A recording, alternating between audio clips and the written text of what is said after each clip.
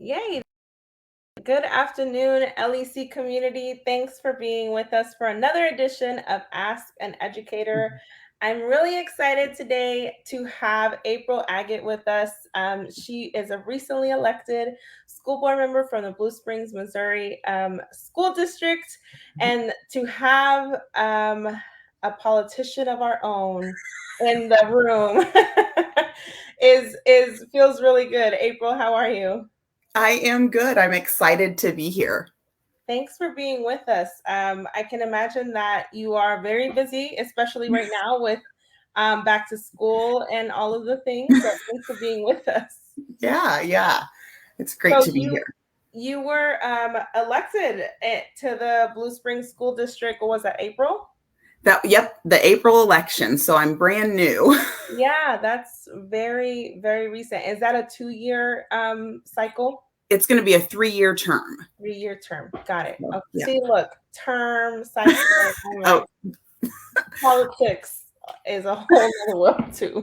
I am learning also, so that's okay.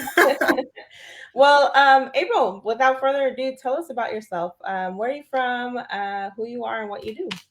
Okay. I was actually born in Kansas City, but when I was about 4 years old, my family, we moved to Independence, and that's pretty much where I grew up. I went to school in the Fort Osage School District.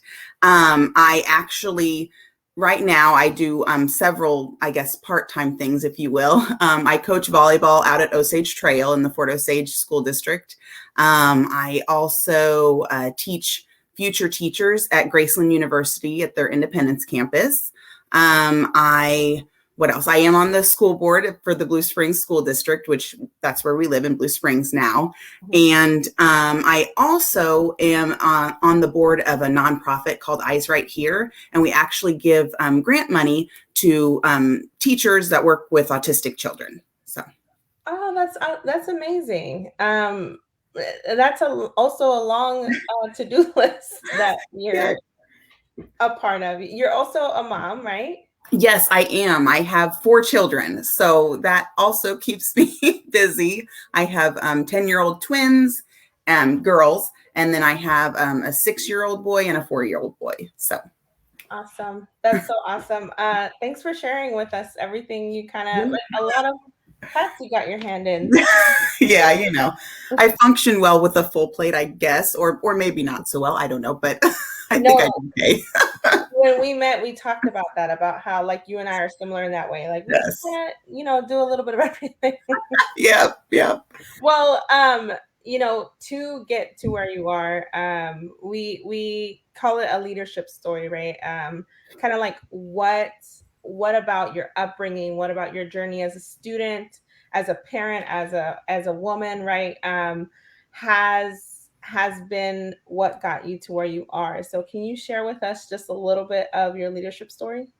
Yeah. So, I was always a kid that actually liked school. I was fairly comfortable, although I will have to admit that, my early years, I was a struggling reader. I was one of those kids that really needed a lot of extra help. Sometime around 3rd grade, I'm not sure what happened, but things started to click. And I ended up being able to, school was a place, I guess, that I was able to excel. So, I enjoyed it. So yeah, I guess as far as teaching goes, I've always wanted to be a teacher. I think when I filled out the papers when you're a little kid and they ask you what you want to do, I think I probably about 4th, 5th grade, I had wanted to be a teacher. And so that was kind of the plan all the way up. And I actually was able to do that. And, I ended up, after I graduated high school, I went to Benedictine College in Atchison, Kansas. And I was elementary and special education major. So I did that and graduated in December 2005. So just a few years ago. And and then I taught special education for a semester on the Kansas side. And then I wanted to be a little bit closer to home. So I had applied to several schools in Eastern Jackson County. And I got an offer of a regular ed position in the Fort Osage School District at actually Fire Prairie Upper Elementary.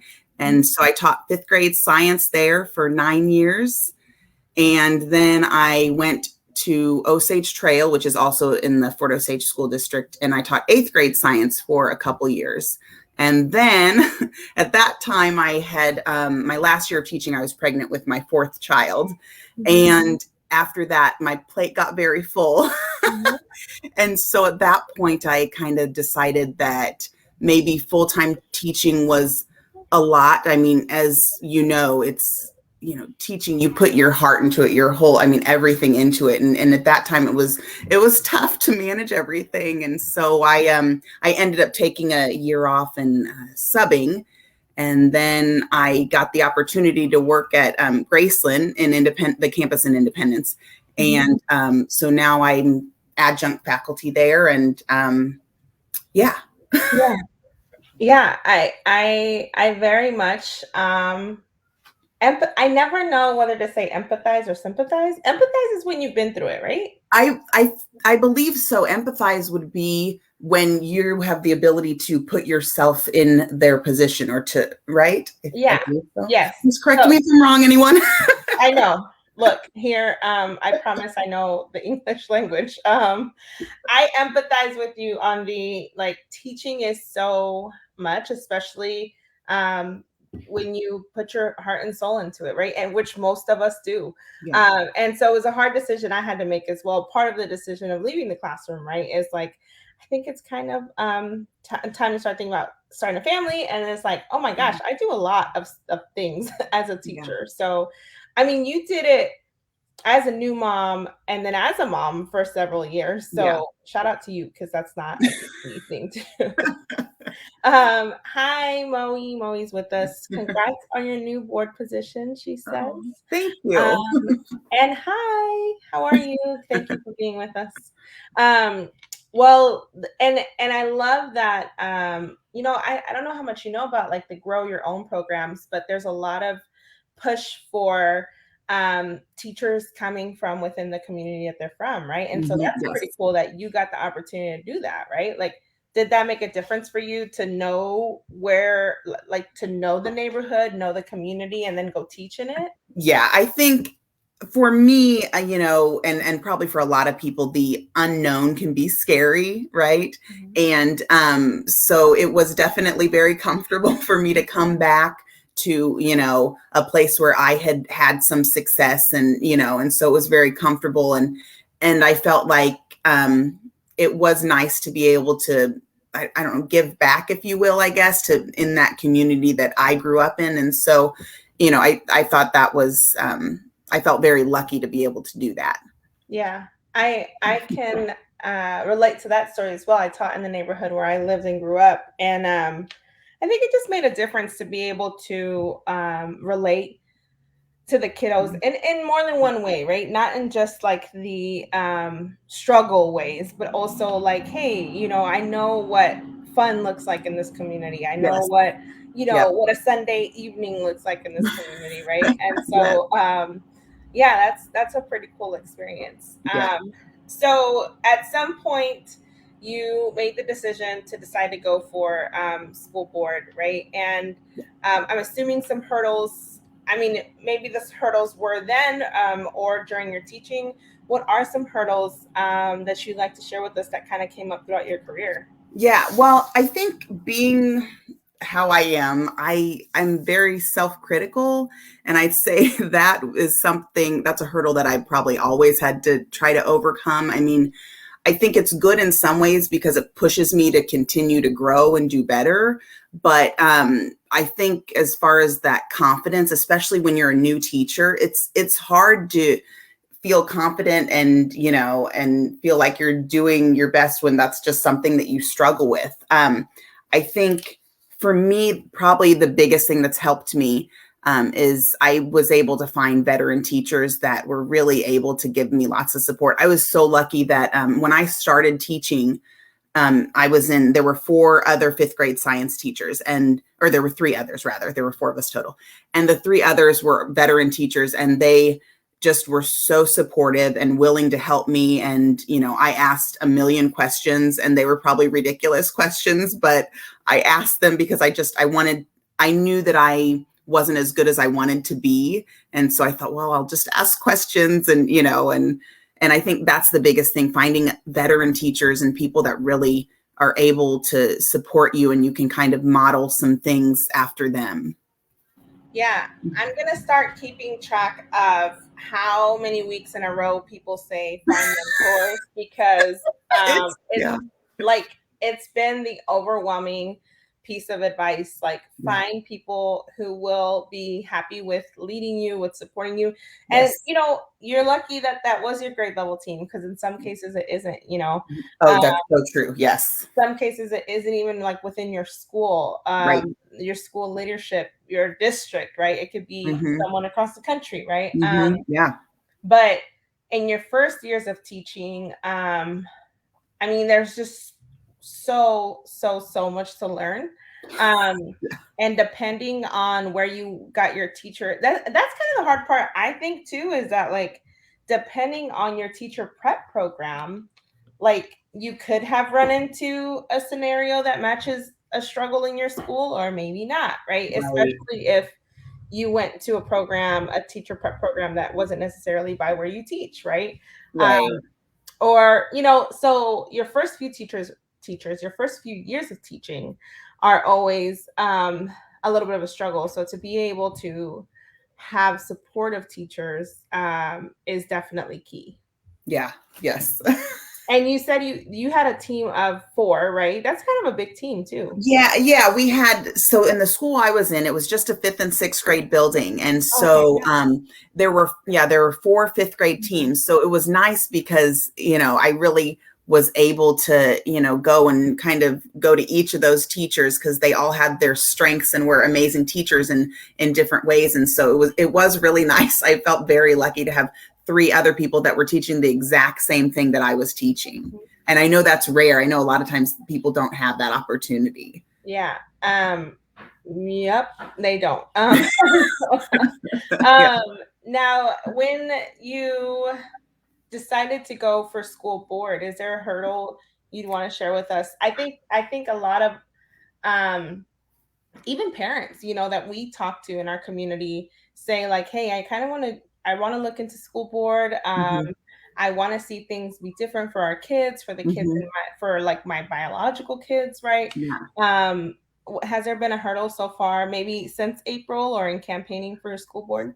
Well, I think I had, before I decided to do this, it was kind of like I felt like I was called to do maybe something else. I think a lot of times we feel that, I think, with teaching, right? We feel called to teach, right? Mhm. And I think with this, I just felt like I needed to do more or give back more, or, I know lately the push seems to be, for representation, and I'm so glad because it's so important, right? Yeah. And I'm sitting there thinking and looking at, some of the leaders in the district that my children are in, and there's not as many that look like them as I would like. And so I think that's something that, it's kind of like, well, could I maybe step up? Could I do that? And when I first started thinking about it, I think maybe a hurdle again was me going, I don't know. I don't know if you have enough experience, or, you're not a politician. You're not, I'm just a teacher and a mom, and that kind of thing. But then again, it's like, well, but I do know about education, and obviously I want things to go wonderfully in this district because my children go there. Yeah. So I think probably the lack of confidence Mhm. was again an issue. But then I thought, the worst that can happen is I don't get the position, and that's okay. I mean, Yeah. I think you have to try for things sometimes and put yourself out there, even if, you know, I think sometimes we want to wait till we're ready, right? Till we feel 100% ready. And I think if we did that with everything, we'd probably not get much done. Sometimes you just have to go for it and do it, and just know that you're going to keep learning. And as long as that's the goal, to keep learning and to keep getting better, then I think, that's okay. So I guess, like, people that are thinking, hey, maybe I want to run, I would encourage them to do it. And if they can find someone else maybe on a school board that you could talk to, and, how the logistics of it, right? Even signing up to run and what paperwork you have to fill out. And, I was lucky. The school board secretary, I have to shout out Karen Keener for Blue Springs. She was very amazing and helpful and patient and all of these things. And I'm sure many districts have that person. It's just, we don't know who to call. So, I just called and I once again asked someone a million questions, but, she was very nice and helpful. So I would just encourage people, even if you don't feel 100% ready, just if you're feeling like this is something you should do, to, go for it. Yeah, I'm always inspired when I see teachers kind of grabbing onto the reins, because so often teachers and students are told what to do by people who haven't been in the classroom, and so Yeah. like you said, I do kind of know about education. I do know a little bit about what's best for kids academically, right? And so, Yeah. especially with a specialty like yours, right? Science and SPED. I mean, those are both areas that are, very specialized. Like there's a lack of Yeah. STEAM teachers across the country. There's a lack of quality SPED education programs, right? And Yeah. so, and teachers, we as the LEC, we kind of get people reach out, districts and principals, like, hey, we need these, and the highest ones that always have vacancies are often STEAM positions, are often SPED positions, and then we get a lot of like Spanish teachers and things like that. Because when you get kind of more specialized like that, it's just harder to find people that are certified in it. So Yeah. I totally know the feeling of like, should I? And then I'm like, I do kind of know like what I'm talking. Like I got a whole college degree to do Right. this. So. Yeah. So yeah, just hopping over your own kind of insecurities, Yeah, maybe. I think it would definitely be qualified as an insecurity for sure. I think that we get in the way of ourselves sometimes, Yeah. and just it's like if I tell my students or my own children, just go for it. It's like, well, why can't I do that? I think sometimes we need to listen to our own advice, Mm-hmm. Oh yeah, there have been times when I'm talking to kids and they're like very much teaching me a lesson about like, I just did this, or like I'm Yep. like, no, you should just do it. And I'm like, if my sixth grade teacher was telling me to just do this, I would still like not do it, Um, Yep. Yep. so sometimes it's the kids. It's the kids are all that you need to like, give Yep. you that extra boost. Yes. Yes. So on that same kind of note, Mhm. the next question is, sorry, what keeps you going? I think just the motivation to leave things better than, when I it started, I guess, to be able to, improve things. I think that constant push, because and I think that also is what pushes me, and what I wanted to, run for the school board. It's like, it's not about me, it's about making things better for the kids. And I think that was something that helped me kind of go, okay, well, you can do it if it's for the kids, right? You can put yourself in a position that maybe things, you don't feel 100% comfortable with it, but it's for the children. And so I'm going to do it, And so I think that's probably what keeps me going, just that push to improve things in areas that I can. And, I do feel like schools and education is something that I'm, really passionate about. And so I think just thinking, what can I do to give back? What can I do to help? And so I think that's what keeps me going. Yeah, actually, as you were talking, you made me think about the times I've had to have difficult conversations, like with school leadership, or like my partner teachers or teachers, and like I would pep talk myself ahead of time and be like, okay, is this what's best for kids? And then if it was, then I'd be like, just, get it together and go in there and do it. Right. Yes. And I had a college professor, Dr. Erica Hernandez Scott, who is sometimes featured on some of our things. And she would say, if you're going to, fight a difficult fight or make a difficult decision that may be unpopular, like make sure it's what's best for kids. Mhm. Because you're going to need to prove that you're not doing something just out of the, like, this is what I want to do, right? And Right. so I remember when I would have difficult conversations in my teaching, it would be like, I'm going to stick to my guns on this one, because regardless of how things have been done in the past, or regardless of what the policy is, or regardless of, um, you know, what the curriculum says, like, I have this research right here that I've been doing that proves this is what's best for kids. So I love it that you just kind of go back to the kids. And that's not, if you're not a born and bred educator, that's sometimes not going to be your answer, right? So if you're the CEO of a big, large curriculum company or something, right? Like, are we always thinking about kids first? Maybe they Mhm. are, and I appreciate that very much. So our next kind of topic is an interesting one. You and I talked a lot about kind of like identity, and Latinidad, and Yeah. all of those things. So feel free to share as much as you'd like. But um, Latinx educators are the fastest growing demographic in education, but they're also the quickest to leave after only an average of 3 years. Um, I I can give you my experience. I can give you the experience of educators I talk to on a day-to-day basis. But from your teaching experience and from now your board experience, what are your thoughts about that? Why do you think that is, and what could maybe change?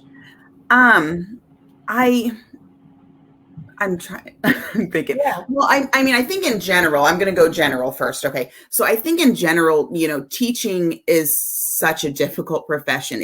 I think it's the most amazing profession out there, but it's so hard. And I think one of the things that people don't realize is, you know, teaching, it doesn't get easier, right? It's not like, oh, this next year is going to be easier. But the biggest thing is that you do get better. And I think the really hard part is that with teaching, it takes a while to get better. You're not going to probably see it in your first year. I mean, my first year of teaching, sometimes I want to say, I am sorry, kids. I was doing the best I could at that time. yep, I didn't know better. I was yep, trying, but I think it's interesting that a lot of teachers, and especially Latinx teachers, leave around 3 years, right? Um, for me, I felt like it wasn't till my third year that I finally was like, okay, I think I can do this. I have classroom management down. I actually know most of my standards, right? I know the curriculum. I'm comfortable talking to parents and talking to administrators and all of that. And so I wonder if sometimes people leave because it is uncomfortable and it's mhm, hard, yeah, and you have to deal with a lot of things. And I wonder if it's almost like, but maybe just stick it out a little bit longer. I know I struggled in college. I was struggling with stuff and just not doing as well academically as I had hoped. And one of my professors, he had said to me, he said, April, I think you're meant to do this, and just promise me, try to teach at least 5 years.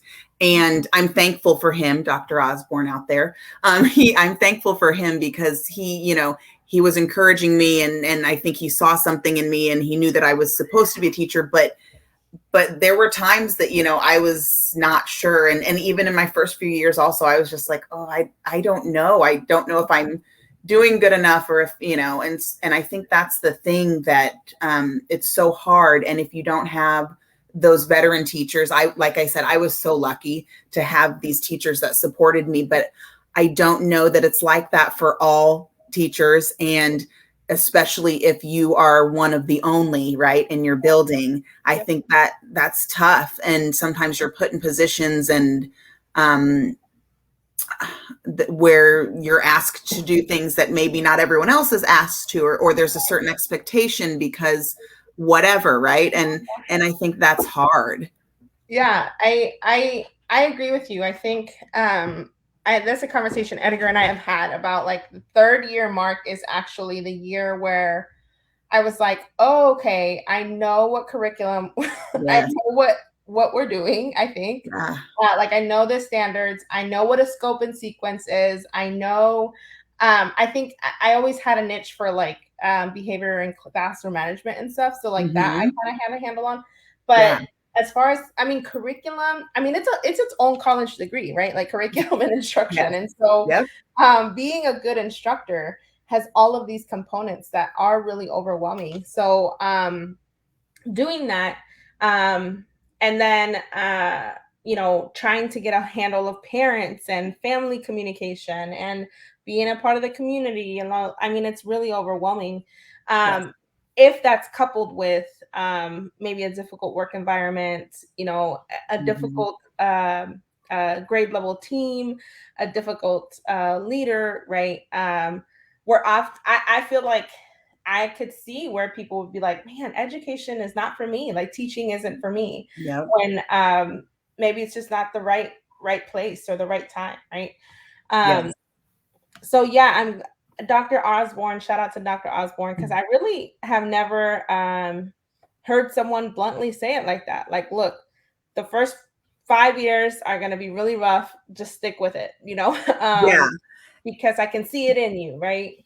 I know, and I'm so thankful because I think that's why, hopefully, and maybe I feel lucky to be able to teach future teachers because I'm hopeful that maybe I can show some of them because I know they struggle also. Going through college is not easy, right? Especially if you're working and going to school, which a lot of the students in my class are. And there's so many of them that I'm just thinking, oh my gosh, you are going to be amazing. Once you get through this tough part, you're going to be amazing. So I am so thankful for him that he knew that I needed to hear, no, stick with it. This is the right thing. And I'm so glad because there was a time that I was not sure. And I'm And glad I'm also glad you said, like, in general, teaching isn't easy, right? Like teachers are underpaid, yeah. right? Teachers feel overworked a lot of the times. I mean, Hmm. there's a reason why teacher burnout is a term, right? Is a Yes. phrase, because so despite the hardships that a lot of Latinos face in schools and in the classroom,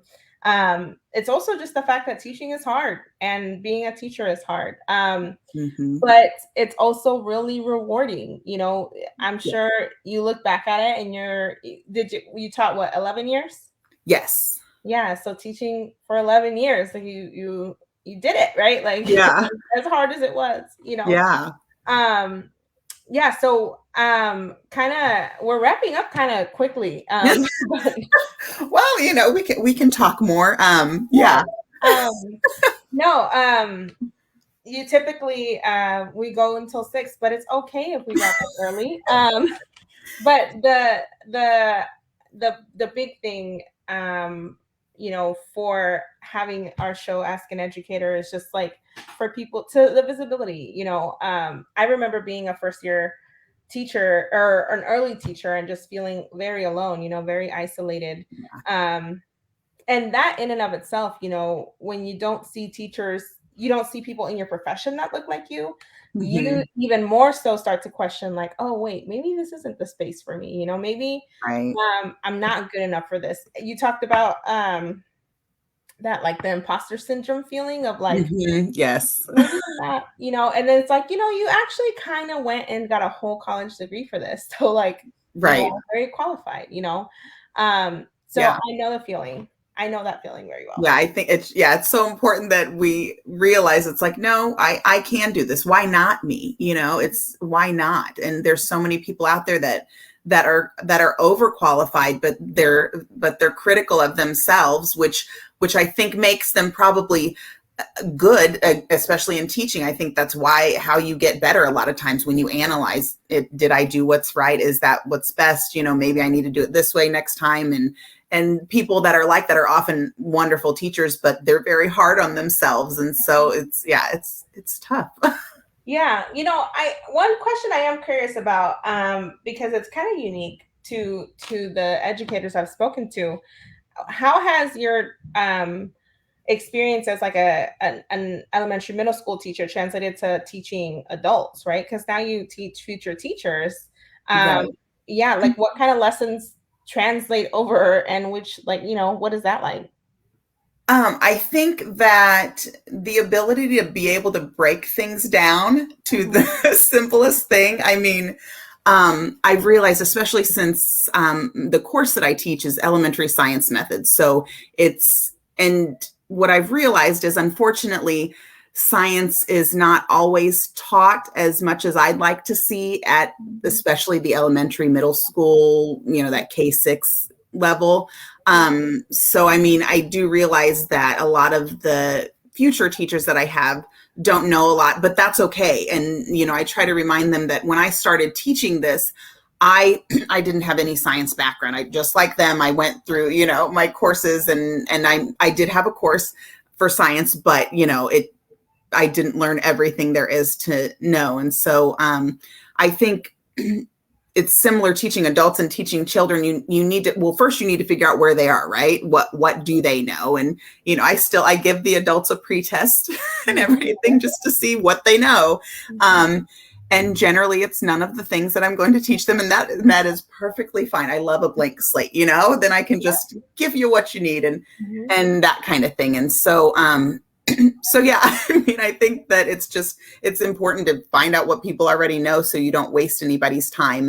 And even adults still like to do things that are hands-on. I try to make, as many of my lessons hands-on as possible, because I don't like just sitting there and having someone talk at me generally. I also learn through doing the hands-on stuff. And it's really awesome though to see stuff that I've done with students in the class and to see adults actually have fun doing it too. It's just, that's really cool. So yeah, that must be cool to see.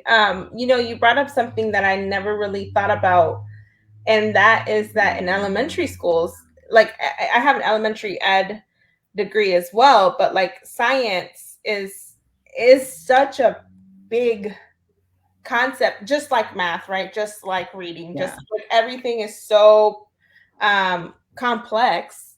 But we leave with an elementary ed degree and very little like really good how to teach science, how to teach math, how to teach reading, right. and particularly science, right? Because it's third place sometimes. It feels like third place to reading and math. Yes, it does. And and that's hard, but I understand it's where we're at right now, and I get it. I was lucky that where I taught had, like, I got to just teach science, and that was really amazing. And what I found and what I really loved about that was there would be kids that would struggle a lot in reading and they might struggle a bit in math, but they could do my science class because I tried to make it as hands-on as possible. And I loved it when I would have kids that were really struggling in all their other subjects, but they would come to my class and they'd finally get a passing grade on something, right? And for them, that was huge. And what I saw that I thought was amazing was that there were a lot of kids that then they would bring that confidence, and the next thing you know, they're doing some more math and they're doing some more reading, and maybe they're still behind grade level, but they're making improvements just because that little tiny bit of confidence has happened. And that's the thing that I think was really probably my favorite thing to see. The kids have a little bit of success, and just that little bit can go a long way to help them just in general. And that's why it's so sad when unfortunately we don't have, you have science maybe every other week, if that, or, because there's just so many ways I feel like you can tie in math and reading and all of that to science. But and if you can do it well, then you still get the science content plus some other stuff. And oftentimes struggling kids with the hands-on activities are able to have success there. And that's just really my favorite thing to see. Yeah, it's similar with social studies, right? Like social studies has unfortunately gotten put a little bit on the back burner as well. And like you said, there's so many ways to integrate. There's so many ways to integrate it into reading, into math. And it's difficult to do when, the focus is very heavily on reading and math. I mean, it should seem obvious, right? That reading reading is science, right? And science is reading, and science is math, right? Like all of how it's integrated. I remember having a conversation when I was teaching about, I was a math teacher and about how so many of our math assessments are really assessing reading, and not math. Yeah. And it was a little frustrating because you have kiddos who are really good at math, at conceptualizing math, Mm-hmm. but then you put this 15 word problem test in front Yes. of them, and they're like, Yep. I can't do this, right? Yep. I mean, those are like really, really, really, really big fish, unfortunately, because Right. Right. it trickles down from way at the top. Yes. Um, like as a country, we want to compete, globally and all of the things, and so Mm-hmm. the kiddos kind of get lost in that. But as a Yeah. math teacher, I had to make some of the decisions like you talked about, where it's like, okay, let's build some confidence and some success here, and know that Mm-hmm. some of these assessments are going to feel uncomfortable because they're not like in science. Not all, if anything, most assessments aren't hands-on if you're not intentional about them. You know what I mean? Right. It could Yes. just be this paper assessment instead of like the hands-on things we do in class, right? So Right. And I do have to say, I do not blame teachers for not, yeah, being able to teach it all, because no, it's so hard. You're prioritizing, and you're sometimes we're trying to, stay above the water, if you yeah, will. And it's hard. And I know that I was very lucky to be able to only teach science. And I realize that that is not the case for many, many, many teachers. I mean, they're trying to be pros at everything, and that's a yeah. tough spot to be in. Yes, yes, absolutely. I'm glad you said that because teachers, literally, I mean, after teaching for the 6 years I taught, I'm like, this is the hardest job in the world. And, um, shout out to all the teachers out there. The work that you do is very underappreciated, and it's not easy to integrate. And it's not easy, especially, when, like I said, you have a lot of mandates that'll come down and a lot of policies and a Yeah. lot like you have to teach this at this time and Yeah. this way, and so Mhm. um, definitely shout out to all the teachers. Um, Yes. so if you had kind of one thing that you wanted all of your students to walk away from your class, whether that's your adult students or your kiddos, walk away from your class knowing it or learning, what would that be? I think with that, I want people to know that it's okay to make mistakes. I think that we get so hung up on the result of something, right? I don't know how many times I've heard kids say, well, what's my grade? What's my grade? What's my grade?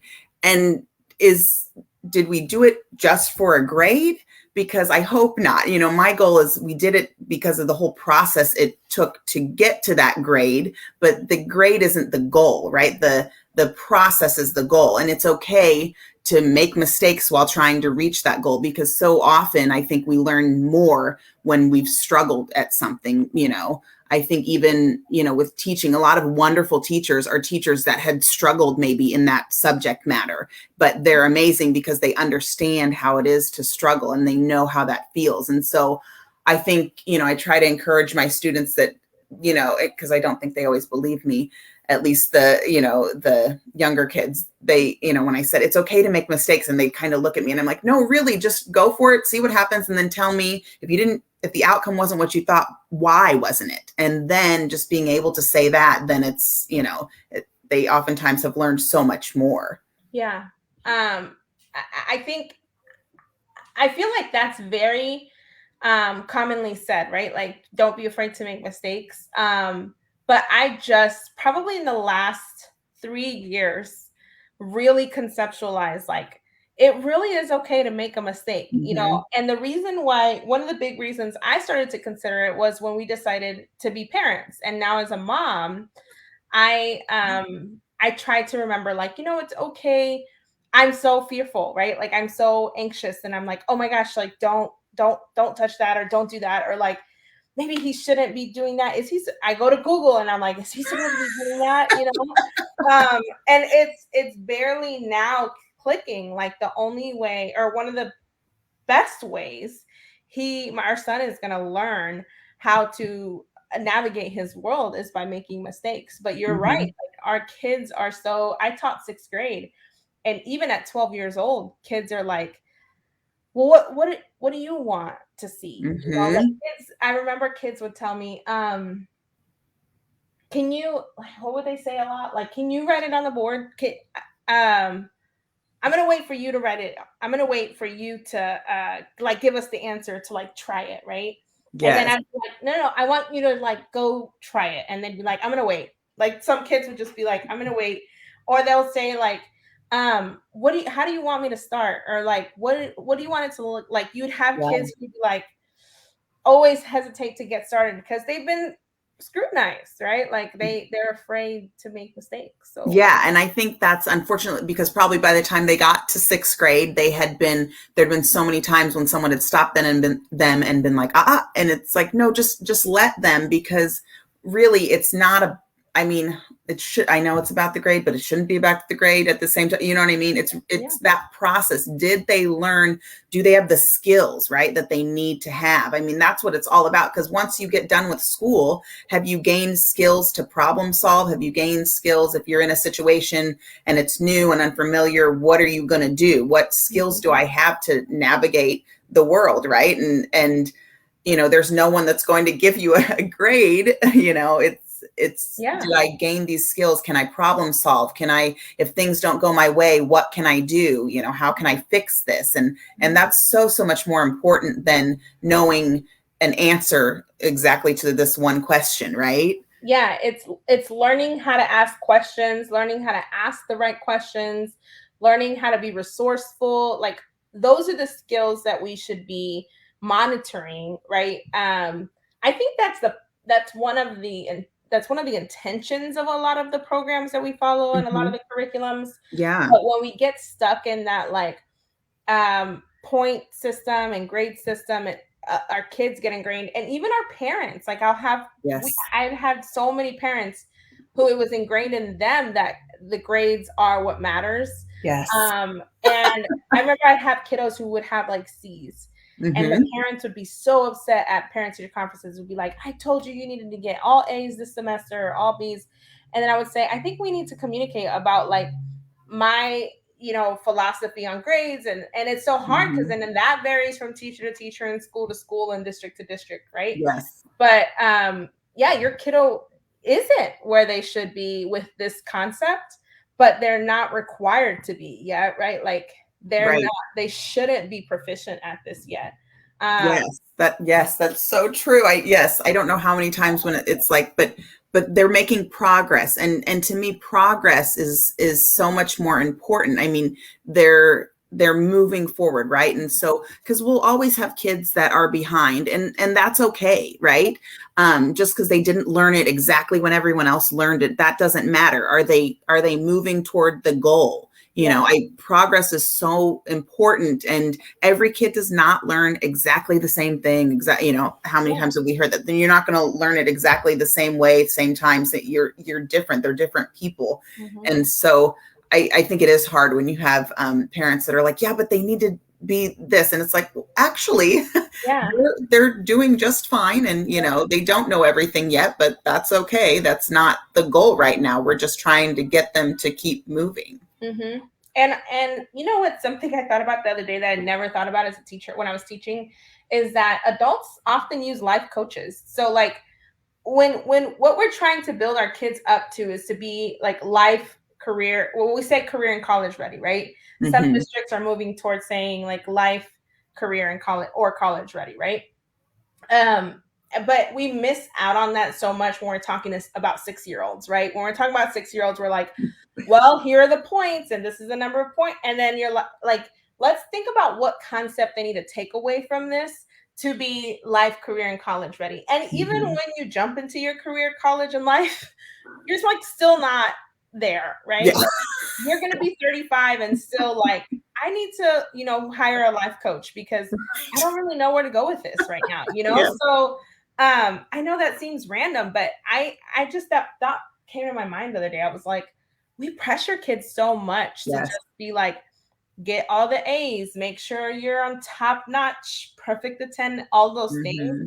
When even us adults, like we need help a lot of time. Yeah, I You know? think it is hard. We treat the kids as if they're adults some way sometimes, but then it's like you think about it developmentally, that's not appropriate. And so sometimes we have to take a step back, I think, and think, is this really the goal that I have? Is this, because sometimes I think we get caught up in things, right? And then it kind of snowballs and takes off, and then you look back and you're like, okay, hold on, I need to rethink this, because are they learning what I really wanted them to learn? Is that the point of this activity? Or did this kind of get away from me, and we've kind of lost sight of the true goal, right? Yes, I giggle because I can think of at least 15 times when I was teaching where like I'd be assessing and I'm like, this is not what I want to know right now. Like, Yes, why yes. am I giving this assessment, right? Yeah. Yep. Anyway, April, thank you for being with us. Any Yeah. final thoughts or advice you'd like to leave us with? Um, just, going back to finding people that really support you, and those teachers that, I always say, the teachers that you go in their classroom and they just make you feel calm. And I had one of my mentors, I'm going to shout out another one, Barb McMahill. Love her. She let me go in her classroom every plan period. I would go watch her teach. I would just sit there and watch her teach. And I would just watch the kids and how they reacted to her. And when I was in there, I was just like, oh my gosh, this is an amazing place to be. And once again, I was lucky that I had someone like that in my school that allowed me to just sit there and watch her do her thing. And so, find people that make you feel calm, but make you feel confident. And, and don't be afraid to ask those questions. And sometimes it might not be someone in your building. Luckily, with social media, sometimes we're able to connect with people and that aren't near us. And that is a great opportunity. But I think just getting a support team, if you will, if you can, or at least one person that can just help you, and you can kind of bounce ideas off, because I think that lack of knowing and the lack of confidence, especially for new teachers, is really hard. But I think that you'll find that if you get someone that's experienced, they'll be able to tell you, no, it's totally normal to feel like you don't know what you're doing, and it's totally normal to struggle, and that's okay, as long as, I think, the fact that a lot of new teachers are asking questions and feeling like, they're not confident, I think that shows that they want to do better. And so seek out those people, and keep just doing it for the kids, because it's just, that's what's so important, just doing this for the students. Yeah, you constantly have to remind yourself like your why, right? Like why you're doing what you're doing. Yes. Well, LEC community, I hope you know by now, but if you are needing support or are needing a community member to support you, please reach out. We're more than happy to support you, especially with the new school year coming up. We are very excited for the 21-22 school year and ready to support you. April, thank you so much for being with us this evening. It was very much a pleasure. Thank you. Yes. Well, thank you, LEC community, for joining us for another Ask an Educator, and we will see you next week. Bye. Bye, April. Bye.